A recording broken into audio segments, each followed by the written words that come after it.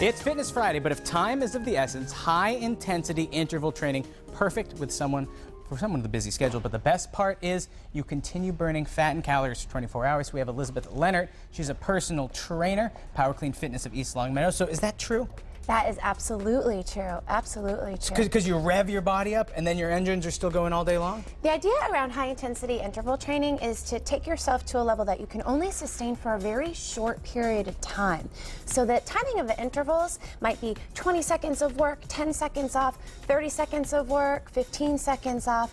But think about that, how long you would spend on a treadmill and on an elliptical running for 30 minutes. But have you gone breathless? Have you depleted all of your energy stores? Well, and I think a lot of people, you know, they go to the gym and they'll read their book while they're on the treadmill for a while. Yes. And how many calories are you really burning? Exactly. So if you concentrate your workout, you synthesize it, you can really get some good stuff going on. And yeah, it jacks up your metabolism all day long. Absolutely. I mean, studies will show that there's lots of heart benefits.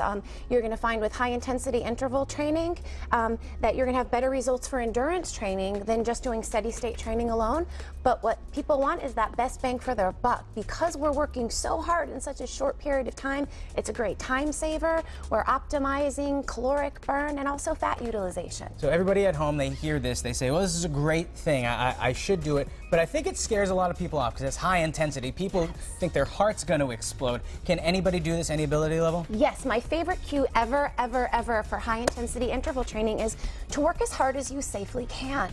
For me, that might mean that I need to jump squat really, really high and come down really low. But for somebody else working as hard as they safely can, they may never leave the ground. The idea is to get there as hard as you safely can. So maybe we're going to take a movement without jumping in, go faster, go deeper, go higher, add our arms, increase range of motion. But think in terms, guys, of that working as hard as you safely can. So at the end of an interval, you're out of breath. You're breathless, and then your heart is just racing. So why don't we start showing people a couple moves? I'm going to untuck my shirt because I don't know a lot about workout fashion, but I should probably not have my shirt tucked into my pants. Perfect. All right, so how do we get started? One of my all-time favorite moves for high-intensity training is a squat and reach. Squat because we and can reach, take okay. so many different variations. So for some people, coming down into a nice squat position, reaching their arms up overhead. And if I were to ask you to do that repetitively as quickly as you could for 20 seconds, you would find out whether or not you were breathless. And if you're not, then we start to increase the variables. So now we might come down to the floor. And if I asked you to go faster, keep going as fast as you safely can. That's great. Keep going, keep going. Well, And notice how your knee I changes. don't want to be breathless right now.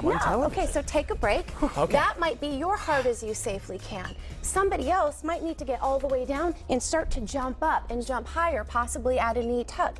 It's the same base move with multiple variations, no equipment, and it's your hard as you safely can. Sometimes people will come into a class or a training, and if they're breathing heavily, they'll feel like they're out of shape.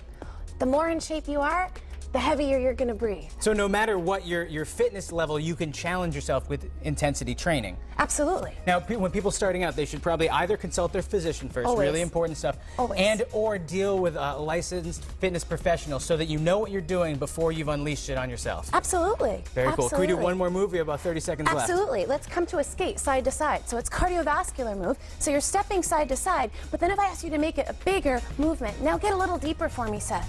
And when I say go, I want you to go as fast as you safely can. Okay. Are we ready? Let's go. Go side to side to side. Good, good, good. Keep it going, keep it going. See if you can add your arms into it. Good. Now we've increased the intensity one more time. I feel like I'm in vaudeville or something. There we go. Well, Elizabeth, thank you so much. And now My pleasure. you look good when it comes to fitness. You've got the cool Thank you. shoes on, all this. I'm looking like an idiot right now, but earlier in the show, we showed you some trendy